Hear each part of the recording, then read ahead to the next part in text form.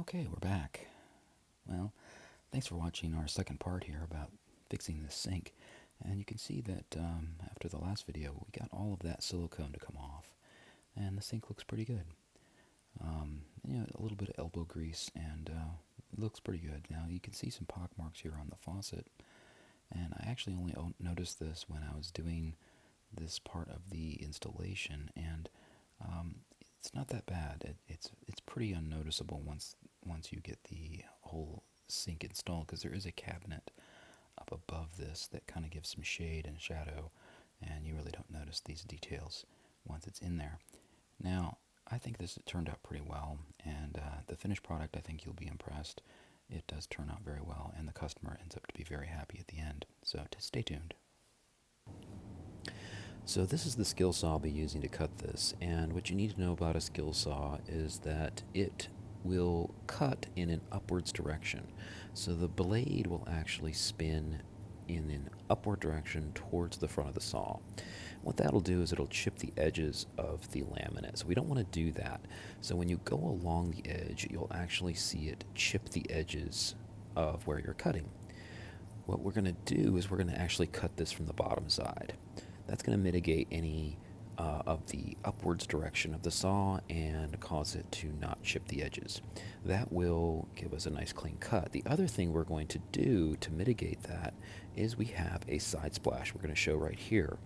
That side splash is going to go against the wall that's to the right of the sink, and it's going to cover any chips that might accidentally happen. So those two things together are going to mitigate any issues that we're going to have with the cut on this particular project.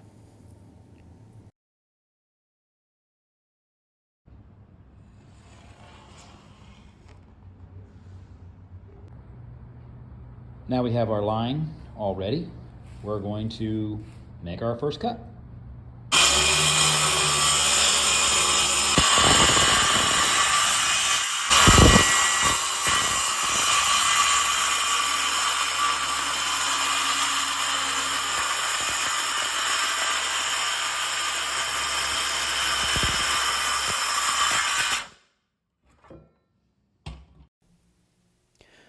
Here you can see we have dry fitted the countertop onto the cabinet, and we've put the back tight against the wall, and there is a little bit of a gap towards the front of the right hand side. So I expected this to happen because no wall is ever square, and so a scribe is a good tool for this. This is a scribe. You can adjust this with a wing nut on the side, and it can be any size that you want. So you just adjust it to the width of your largest gap, and then you run it along the wall on the countertop with your pencil there, and it will make a line and scribe you tight to the wall so that your line is absolutely perfect. If there's even a bump in the wall or any imperfections, it will adjust for that as well. And we knew that was going to happen, so we left it a little bit long here. Remember, you can always cut shorter. You can't make it longer, so always account for that. Better to cut twice than to cut once wrong.